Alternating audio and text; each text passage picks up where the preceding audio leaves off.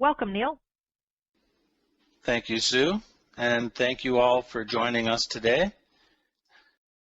First thing I want to talk about quickly is, are dietary supplements safe and what are the rules? Because one of the things DSHEA did was allow adverse event reporting.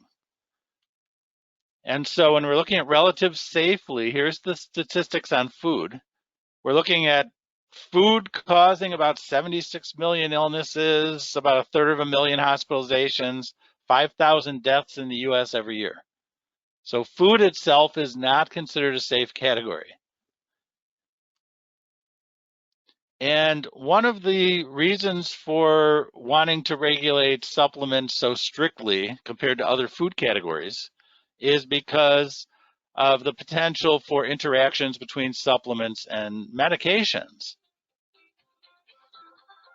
And this was a study published in a medical journal from Mayo Clinic. The head of Mayo Clinic famously once said that vitamins are just expensive urine, that they don't do anything. So they're not fans of supplements. But still, they did a study and looked at potential reactions, and they found there was only a small number of medications and a small number of supplements that had most of the interactions. The potential for harm was low. And these are patients at Mayo Clinic. And there's other regulations. For example, reporting AERs is mandatory now for both supplements and over-the-counter drugs. It was not before 2006.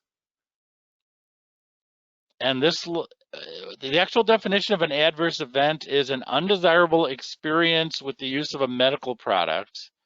Serious adverse events require medical attention. So basically, anytime that someone has to go to an emergency room or see a physician because of something that happened to them, some medical condition, that's something that is required to be reported by manufacturers. Manufacturers are reporting about 76% of all adverse events to the FDA for dietary supplements. And so serious adverse event, this does not necessarily mean that the supplement associated with it was to blame. If you walked in front of a bus and got hit, and they recorded all the things that your medical conditions and all the medications and supplements you were on, you might have some supplement on that list that would be recorded as an adverse event report. Unless that supplement caused you to walk in front of the bus by making you black out or something, or sleepwalk, then it's really not to blame for that. It's an association, not a cause. So it's a database that's quality complaints, etc. Most adverse events related to supplements are associated with children, and most of them are associated with swallowing issues associated with multivitamins, just to give you a sense of what that's about. Total adverse event reports in the United States per year is over 2 million, with about over a million deaths over a 10-year period. So we're looking at 5 or 10% of these are associated with deaths. This is all adverse event reports. This is supplements, medical devices, drugs, everything, medical procedures. Now, the only serious adverse events involving supplements over a several-year period is we're looking at about 2,000 to 3,000 a year, typically. They really only started collecting data around 2008, 2009. But they're more serious about collecting it now. The numbers are actually dropping. So there's only really a couple thousand from dietary supplements. And here's a decade. FDA received 15,000 adverse event reports. Remember, they're getting over 2 million a year. So there's not that many. And the number of deaths is typically 0. There's one for ginseng, there's one for yohimbe, there's some for unknown. They don't even know what supplement, which means it probably wasn't a known supplement. So these are from poison control centers. So we're not seeing a lot of risk here. is the bottom line. And ANH International is saying that you're 900 times more likely to die from food poisoning, about 300,000 times more likely to die from a medical injury staying in a hospital, which is about the same risk staying in a hospital as active military service. So most supplement-related adverse events are minor, and clinically significant effects are mostly with caffeine and yohimbe are the ones that are mostly reported. This is from Poison Control Centers. So let's go right to regulation. And this is directly from the FDA webpage. I copied this today to make sure it was up to date. So they are regulating supplements and dietary ingredients. To get to the dietary supplement part of the FDA webpage, you have to click on food. This is a subcategory of food. It's a special subset of food, is the dietary supplement category. So there's conventional foods and drugs, and there's dietary supplements. And supplements are foods, according to the law. And manufacturers must not make products that are adulterated or misbranded. That means they have to contain what they say on the label and nothing else. It means manufacturers are responsible, and the FDA then monitors aftermarket. This is actually something that's misunderstood. The FDA doesn't do a whole lot of testing or anything. They rely on industry to test. That's also true for drug applications and other categories. Medical devices, they are reviewing manufacturer data. They are not typically doing their own testing, but they are monitoring aftermarket to some extent, usually from adverse event reports and complaints, which is why we have those. So the Dietary Supplement Health and Education Act of 2004, I'm sorry, of 1994, I'm 10 years off, which was passed without objection in Congress. It was a compromise bill that even supplement opponents signed off on because they got some of the things they wanted in that bill. In DSHEA, it says Congress finds dietary supplements are safe within a broad range of intake. Safety problems with the supplements are relatively rare. And the federal government should not take any action to impose unreasonable regulatory barriers to supplements. So they want not only supplements, but accurate information to consumers to not be restricted. This is in the law. So there's several things that the DSHEA law requires. First of all, it allows the FDA to set good manufacturing practices and requires manufacturers to follow them. It defines dietary supplements as foods. The FDA prior to this was trying to define them as food additives. For example, if you had an evening primrose oil capsule with vitamin E as a preservative, they would call it a vitamin E supplement with an unapproved food additive, evening primrose oil. They actually seized those kind of products in Illinois in the 1990s and destroyed those products, saying they were unapproved food additives rather than nutritious GLA supplements. They regulate label claims, and they regulate the introduction of new dietary ingredients, NDIs.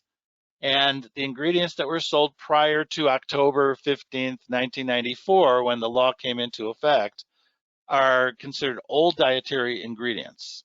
And there's a precedent for this. In the 1930s and in the 1960s, the Food, Drug, and Cosmetic Act, which was originally passed in, I believe, 1938, and there was a major restructuring of it in 1962, both of those laws grandfathered in drugs that had never gone through FDA approval, like aspirin, for example. So you often will see in reports that aspirin never got approved by the FDA, it's still on the market. Well, there's a reason for that. They assumed that they knew the safety after so many years on the market and that it did not require additional regulation or approvals. And actually, there's a controversy now that might interest you, homeopathic drugs. I'm in discussion with some industry groups because the FDA is trying to re-regulate homeopathic drugs and require them to go through the same kind of testing as new drugs, requiring 2 clinical trials on broad ranges of patients, not the type of things that homeopathics are typically tested on because they're individualized type of therapy. But under the Food, Drug, and Cosmetic Act, many of these are technically grandfathered in because they were drugs approved by the Food, Drug, and Cosmetic Acts both times. And in the same way, old supplement ingredients are grandfathered in now. So the FDA dragged their feet setting up good manufacturing practices. They were implemented between 2008 and 2010. For the last approximately 10 years, all manufacturers and suppliers are bound by the FDA standards. GMPs only apply directly to manufacturers, not raw material suppliers, however. There are some rules for them, but they're not required to follow GMPs in the same way that manufacturers are.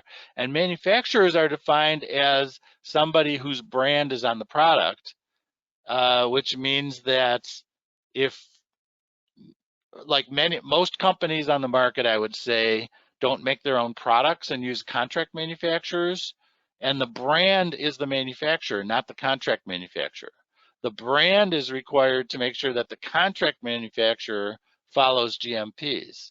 The brand is required to assure that the raw material supplies are tested properly to meet GMPs. They're required to do adverse event reporting. This all falls on the finished product manufacturer, not the contract manufacturer or the raw material supplier. However, there are some rules for misbranded ingredients, and we recently saw in the last week contract manufacturer recall every product they made for the last 10 years or something like that. And there were hundreds of brands literally listed there. A lot of them are these little brands that are only sold on Amazon, which give you an idea of what's going on here. And they're using contract manufacturers and the contract manufacturer did not test the raw materials to make sure they met identity. So all these products were considered adulterated, misbranded. So GMPs, good manufacturing practices, our quality control in manufacturing is one aspect of that. And that means consistency, hygiene, process control, corrective actions, continuous improvement, everything documented in writing and auditable. That's really the basis of GMPs. So the process includes having specifications for ingredients, mixes, and finished products, testing to make sure that products meet those. Raw materials have to be tested for identity. Any label claims, like if you have ginsenosides and ginseng or anything like that, would be required. And there has to be training, there has to be a continuous paper trail that auditors can follow to assure that everything is done according to the book. So testing at every step of the way is one of the requirements, including identity testing, especially identity testing, I should say. And there are very few brands that are third-party certified for good manufacturing practices. Now is one of them. It's estimated that there's only a few dozen that meet that requirement. Shouldn't have timings on here. Let me turn that off. Okay. So now is third-party certified by Underwriters Laboratory for following good manufacturing practices. The other certifiers are UL is the one we use. The other ones are the, trying to think of the other two offhand, I'm blanking on them. One of them is the NSF, and one of them is the USP. And they're equivalent programs. In fact, some of them actually use the underwriter laboratory program as their basis for inspections and audits, and they just rename it, rebrand it. So they're equivalent programs. And as I said, very few manufacturers out of thousands and thousands of brands out there. There's maybe 2 or 3 dozen that are third-party GMP certified. And there's very few manufacturers who get no 483 observations or complaints they're not following GMPs on their audits. So enough about that. Let's talk about the claims and things like that that might seemingly more directly affect a retailer. Now, the first law that affects us is the Nutrition Labeling and Education Act, which authorizes the FDA to authorize health claims for foods and dietary supplements after review of the evidence in the petitions. And it permits the use of label claims that characterize things like free of, high in, low in, more, reduced, light. For example, if we say on a label that we have an extra strength or double strength, we actually have to state on the label compared to what? Compared to our normal product. Our 600 milligram alpha lipoic acid is a higher strength than our 250 milligram, for example. So we have to have a comparative to a specific product that we make to make that kind of claim. Something like light might be something that's low in sodium or low fat or things like that, and there are specific rules for each of those categories. We're not going to get into a lot of that right now. There was another law after DSHEA, the Food and Drug Administration Modernization Act, that allows another type of claim on the label. And that's health claims based on authoritative statements from a scientific body in the government or the National Academy of Sciences. You have to notify them of a health claim in advance. It has to be published in the Federal Register with a comment period before they would allow you to make that kind of claim. And there are companies that have run afoul of this. For example, the POM people who had the pomegranate juice were disputed by the FDA for making health claims. Some fortified orange juice people got into trouble with the FDA for making claims without submission. They might have gotten a claim approved if they went through the process, but they didn't. And there's another FDA Consumer Health Information Initiative allowing for qualified health claims where it's not an approved health claim, it's a qualified health claim. And that's where most of the claims we have on labels are. They have to be qualified and non-misleading. So there's 4 kinds of claims we see on labels that are legal. Health claims, which are approved by the FDA, structure function claims, which are not approved by the FDA and notification is required, nutrient content claims to talk about what nutrients are in there, and nutrient deficiency claims, which have to be qualified with susceptible populations. African American populations in urban areas in the United States are more susceptible to getting rickets due to vitamin D deficiency would be one example. You have to target it to the susceptible population. You can't just make a broad statement, vitamin C prevents scurvy. You have to address a vulnerable population. So FDA is regulating claims on labels. The Federal Trade Commission enforces advertising. We are required to submit notification to the FDA within a month of marketing the product. If we're using a structure function claim, we don't always. Some of our products like multivitamins make no structure function claim, and we do not require notification to the FDA. Health claims do require pre-market approval, and they mention diseases. So here's an example of the structure function claim. It's intended to support the normal structure and function in humans. It is not designed to improve or correct that. This is a very important point. Structure function statements are designed for healthy, already normal. And you'll see a lot of that language on our labels. For example, we will say, supports blood pressure already in the normal range. We're not going to say lowers high blood pressure. High blood pressure is both a disease and a symptom of a disease, and it is highly regulated to make claims in that area. So you could say calcium builds strong bones. You can't say calcium prevents osteoporosis unless there's a qualified health claim or other health claim allowed by the FDA. So structure function claims have been used on food, supplements, and drugs. There are special regulatory procedures for the supplements that are different from the other categories. So we can talk about maintaining bowel regularity with fiber or maintaining cell integrity with antioxidants. And by the way, the FDA recently said that antioxidants are restricted to vitamins and minerals only on labeling.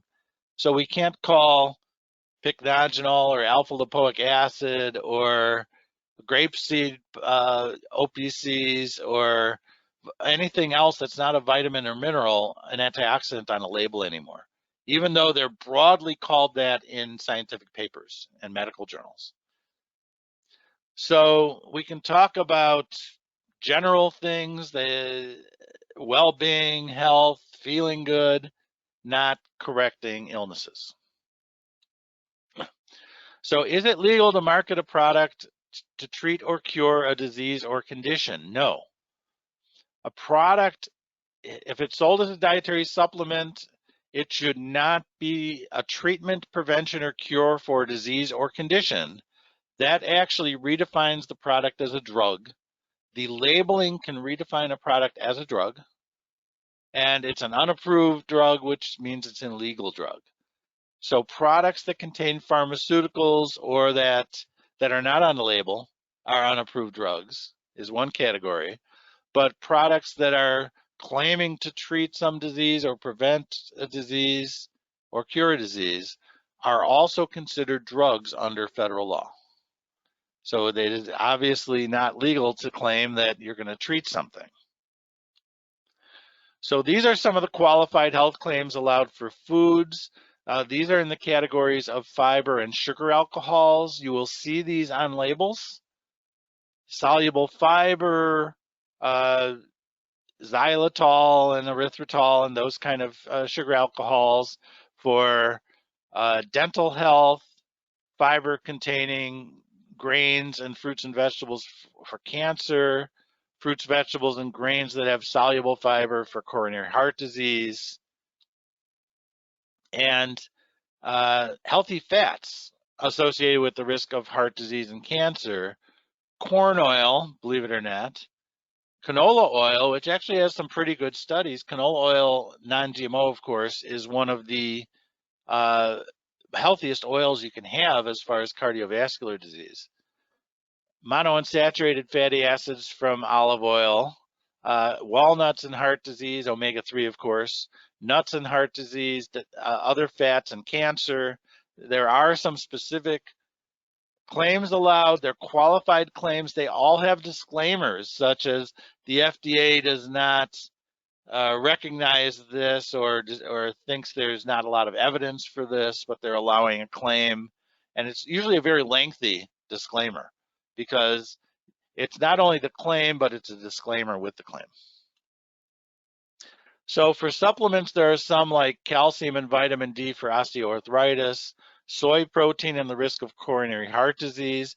That was recently disputed and reviewed and reapproved based on the evidence. So some of the soy opponents had argued they should take that off, and there was enough evidence that they didn't want to. And stanols and sterols, like the phytosterols and beta-sitosterol for cholesterol management, lipid management related to coronary heart disease. There are specific claims for all of these. And other claims are calcium against colorectal cancer and polyps, green tea, antioxidants, which are vitamins and minerals, as you see only, omega-3, B6, B12, and folate for homocysteine and vascular disease, and folic acid to prevent birth defects, of course. So the other thing that's required by DSHEA is that there be a disclaimer. And as the arrow shows, you have to say that your statements on the label were not evaluated by the FDA and that the product is not intended to diagnose, treat, cure, or prevent a disease. And you cannot contradict that in your label claims. So if you look at this label claim, this example, every time there's an asterisk, there's a claim. So BCAA supplementation can help preserve existing muscle tissue, not build muscle, preserve what's already there. It can support recovery process, promoting normal repair processes. It plays a maintaining immune system function and healthy aging. So we're looking at maintaining already healthy body structures and functions, not improving them. This is a strictly legal type of claim on a label.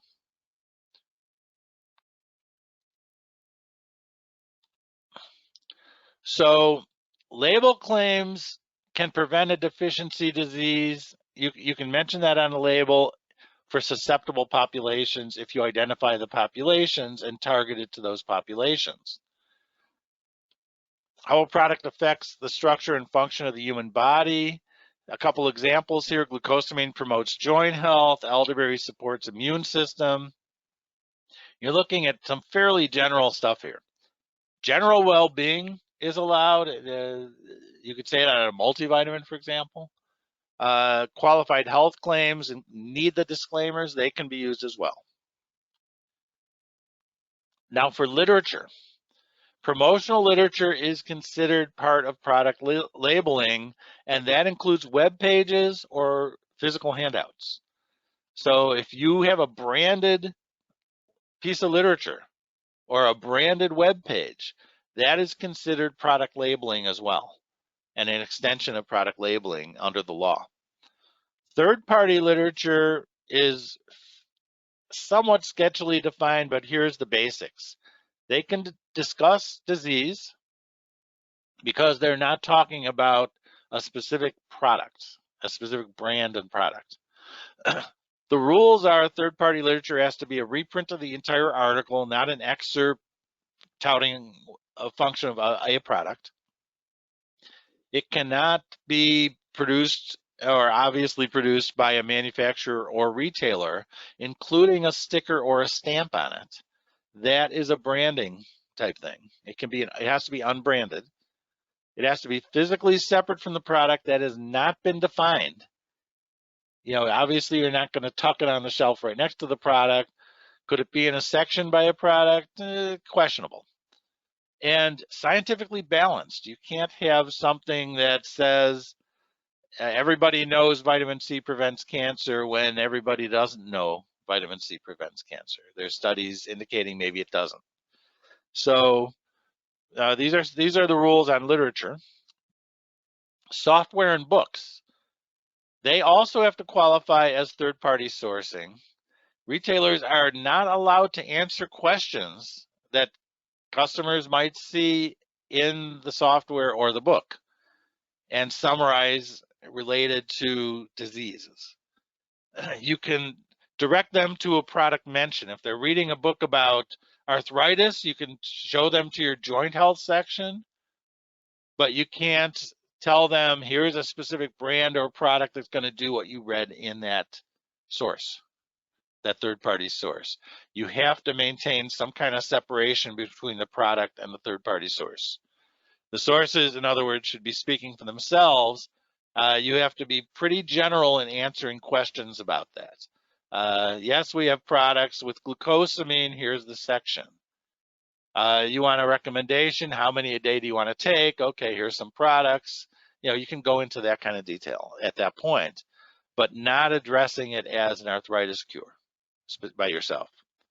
And it's not okay to say, I take that for my arthritis, or my brother-in-law takes it for this or that. Now, that's also kind of considered a claim. So when a customer asks for, as an example, arthritis remedies, I use the term verbal jujitsu. In other words, you change the subject, and without the customer noticing it. Some people will throw up their hands and say, I can't talk to you about a disease. That's illegal. And that's not going to help anybody. If they say, I'm looking for something for my arthritis, and you say, we have a joint health section, would you like to see that? And it's kind of a non sequitur. You're kind of changing the subject without them noticing it. That's what I've personally found to be the most effective way to deal with that kind of thing, rather than overtly saying, oh, that's a disease claim, we can't talk about that. You want to establish a rapport with a customer, but you also want to follow the law. So I would direct them to the joint health section without mentioning arthritis. I would discuss structure function label claims, not symptoms. Inflammation, for example, is highly restricted area of label claim. We're really not supposed to mention it on labels at all. And if we're talking about joint comfort, movement, those kind of things, we really have to talk about temporary aches and pains from being a weekend warrior, or being a working out, or that kind of thing, and not chronic things like arthritis that are disease states. So you have to make a distinction in your mind, at least, or how you describe things. And the third point I have here is offer products that help both structural support and functional support for movement. If you notice in our catalog, we actually separate our joint health section into structural and functional support. And there are some products that cross over between them. But for example, glucosamine, chondroitin are not anti-inflammatories in a literal sense, in a medical sense. But they do support the structures. When I was on a TV show years ago, when Vioxx was being pulled off the market and they were talking about alternatives, I was on a panel with people from Northwestern Medical, joint clinic, and pain clinics. And they both said they use glucosamine and chondroitin to maintain joint distances over a period of 1 to 3 years. What does that mean? That means if you look at a cross section of a joint, the bone ends are a certain distance apart. And if that erodes because the joint is declining, then eventually you end up with bone on bone, and they're going to get a hip replacement or a knee replacement or something like that. But if you can maintain that distance, they don't need that radical surgery. They don't need to replace that joint. They're maintaining. And that fits within the structure function guideline. You're maintaining the structure of the body. You're not improving it, but you're not letting it decline either. That's a legitimate area for a claim on a dietary supplements. When we're talking about functional support, we're talking about aches, pains, transitory conditions, without mentioning inflammation directly, hopefully. But things like boswellia, bromelain, there's the I3C, the UC2, under nature type 2 collagen, which works by signaling that the body is not overreacting to damage in the joints to provoke more inflammation than is needed. So it's actually a signaling device rather than a source of collagen to the body. So, there's different ways. The NEM, the eggshell membrane, is another one.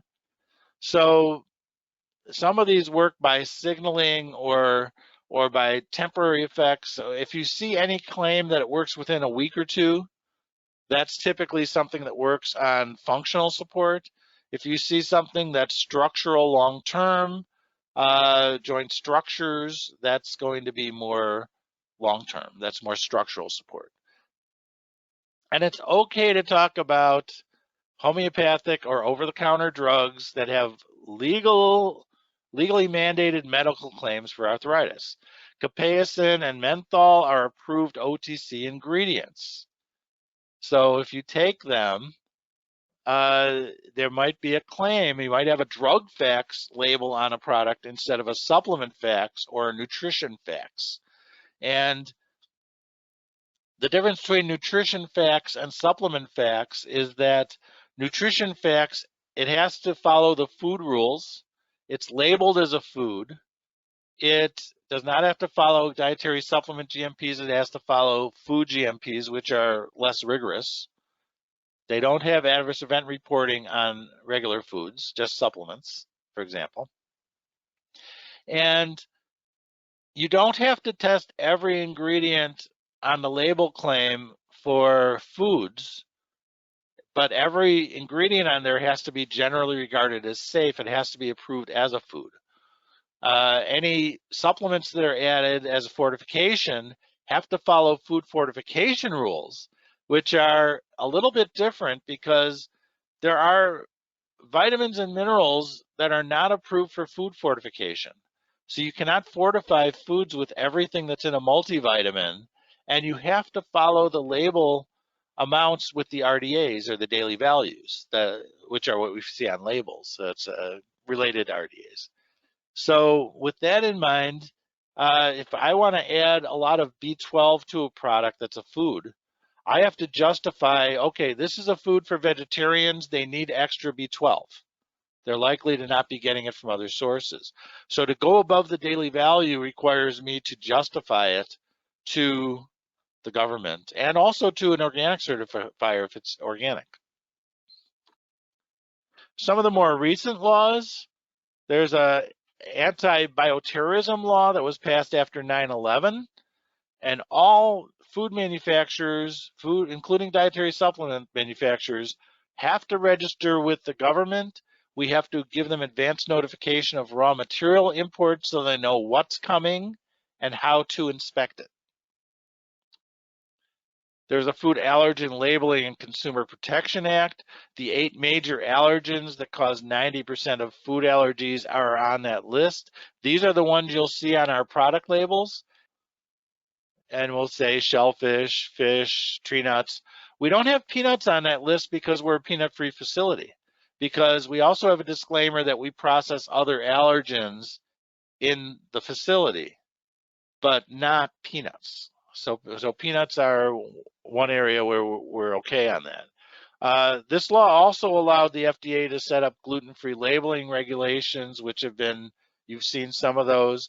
There's a test for gluten, 20 parts per million. If it passes that test, you can call it gluten-free, even if it's from wheat, by the way. There's an Anabolic Steroid Control Act that bans androstenedione and other steroid precursors. They're trying to ban SARMs now, another related category.